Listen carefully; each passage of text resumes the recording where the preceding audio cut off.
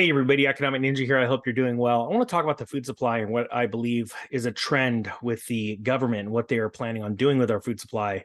And even though I don't like hearing this on my channel at all about some idiot back in Europe that's saying that you're going to eat bugs or you're going to own nothing and be happy. I don't accept that, quite frankly, for not only my life, but for all of Ninja Nation. So if you're new to this channel, definitely stick around, hit the subscribe button, because I want you to thrive. I want you to be prepared, not scared. I want you to be absolutely ready to rock and roll. And when this collapse fully takes effect, it's happening right now, not only in our food supply, but our economics, our money supply. I want you to be able to take full advantage of this and go out there and crush it and rejuvenate the world's economy with good people that are owning real assets that could be good landlords, good stewards of the land. All right. Now, first off, I want to thank Scott. Scott works for a large food company. I will keep his identity secret, and he's brought me some information, and I want to share that with you. Okay. So the first one's going to be based off of what he says: analysis of Americans buying chicken despite higher prices and making a shift away from other meats, even though it's not the cheapest anymore. Okay. So very interesting. And then I'm going to bring you what the military is doing with MREs and how they're changing the food supply for our soldiers, our amazing men and women that are defending our country and our freedoms around the world. And so first, I want to thank you for your service. You mean so much to me and my family because of the sacrifice you make for us. All right, so let's dive in first. We're going to share the first article, and this is about the chicken. All right. Chicken purchases grow despite inflation, emerging price sensitivity. It says right here, U.S. consumers continue to prioritize chicken purchases despite inflationary pricing as they work and cook more at home, but they are trading down within the category for cost savings and showing more sensitivity to price. It says right here, we are at a point of inflection. Chris DeBose of IRI Worldwide said here at the Chicken Marketing Summit, as he and Joyce Neth of Global Media shared results of their latest survey on consumer chicken consumption. Some of the key points of the survey concluded among 537 U.S. adults from June 30th to July 5th. It stated that 95% of shoppers rate their current financial situation as less than excellent. That goes without saying. The service is less, the food prices are higher. It says 94% will eat at home as much or as often in the next 6 months versus the prior 6 months, now due to inflation or COVID. It says 85% notice higher chicken prices versus January, and 40% plan to cut back on restaurant purchases. Those who eat chicken daily feel a little bit better off, Neth said. They really are craving optimism, but they're being realistic. Now, let me back up real quick. First off, I'm going to go in depth of this, and we're going to talk about this. So we're going to make the video of the Navy, and we'll do this right up here. The Navy will test vegan meat.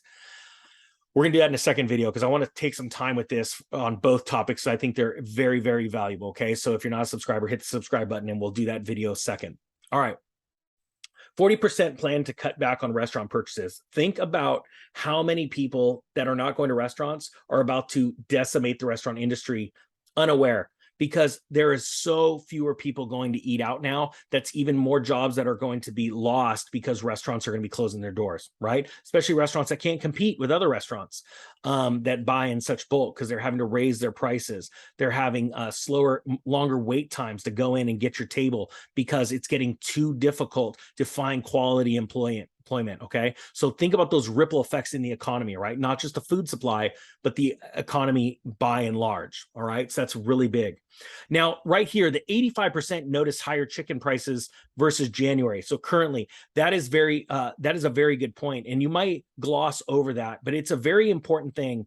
It's one thing to see the reality of prices going up. It's a whole different issue when human beings realize there's a problem, and that is happening right now. You see, we saw a very serious uptick in news articles and headlines back in the spring of inflation rising and ramping up. But now in June and July, it has been a barrage of news that has hit many, many households. And now they're going and they're checking their grocery bills Scott actually wanted me to make a point.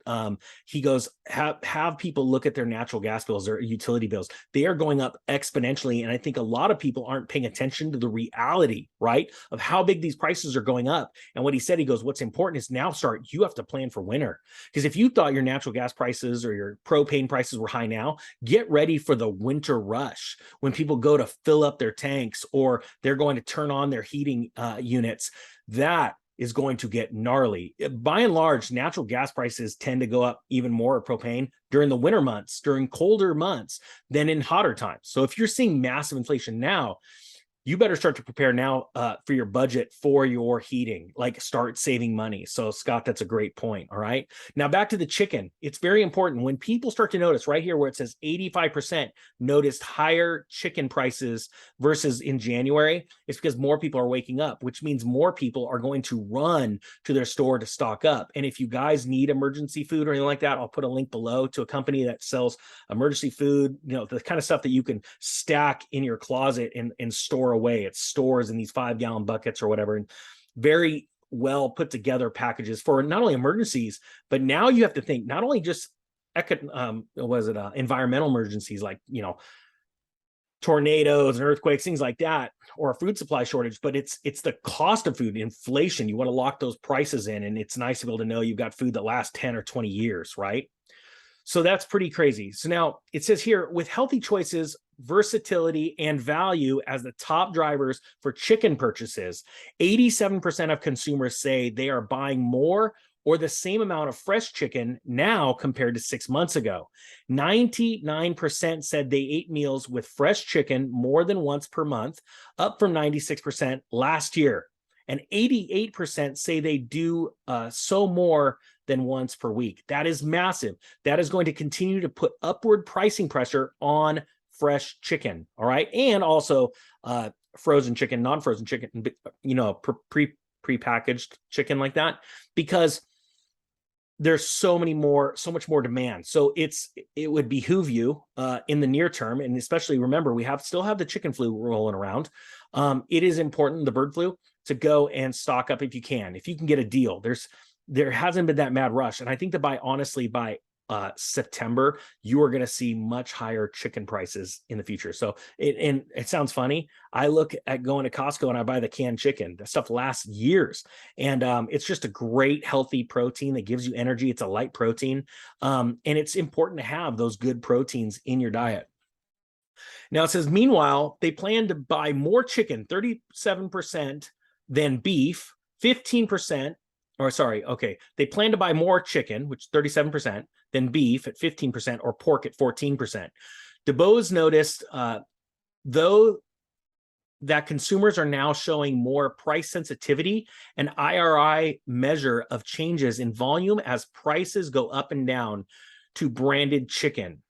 As you see price increases, you will see a difference in the volume of the branded product, DuBose said. Retailers are likely to see a change in the selection and a shift in terms of consumers' responsivenesses to promotions. Now think about this. This information is coming out as an industry newsletter. This is what your industry insiders are reading, trying to gauge the consumer sentiment in the chicken industry. And I think this is very, very valuable information. And again, I want to thank you guys, my awesome subscribers, for bringing me this information. Now, really interesting here. It says consumer response to category level pricing is changing. As inflation persists, expect pricing impacts to shift back toward pre-pandemic levels. Nonetheless, chicken remains the center of plate for 53% of those surveyed, and about 60% are preparing recipes with chicken and other ingredients. 32% are using chicken to make soup, and 29% are roasting chicken, with Gen Z making up 43% of the roasters. Guys, this is absolutely vital information. Why? Because it's telling you, the industry insiders are saying more demand for chicken, regardless of the price. We need to go and prepare, just buy some chicken. If you have chickens to raise, you might want to up your production level, because this is going to continue to go up. People are going to demand that light, healthy, feel-good type of protein, right? None of that plant-based stuff, in my opinion. Now, I want to close on this. I think it's very important to learn these things ahead of time, because it's simple to just go down to the grocery store, look for the sales, go around to, there's, in my town, I got 5 grocery stores. They're always competing against each other. And, who's got the chicken sale? Do you have room in your freezer? Do you have the ability to, vacuum seal that chicken and put it in your freezer and freeze it for a good amount of time? Right? Because I want you with clear minds being able to go and conquer this economic collapse. I want more and more people ready for this so that we can see you get blessed and then in turn be able to bless other people. That's what it's all about, right? We don't like the way the world's going right now, so we're going to do something about it. But we can't do something about it if we're poor and hungry. All right. So I wanted to bring you that information. I wish it was a link article. You could reread it and stuff, but I pretty much read it verbatim so that you guys can check it out yourself, or just pause it and then turn off my volume and just watch the read it yourself. But I thank you to all the subscribers that are sending me amazing information. I really appreciate it, guys. I'm going to do the video on the military and what they're planning on doing with vegetarian based food, because I think it's a big deal. I think our men and women deserve better. Sure, give them a choice, but I think they deserve better. And now we're seeing the fall of Rome happening, where and I'm going to talk about that in this next video. The military is looking at the prices. So guys, get ready for that. All right, with that being said, the Economic Ninja is out.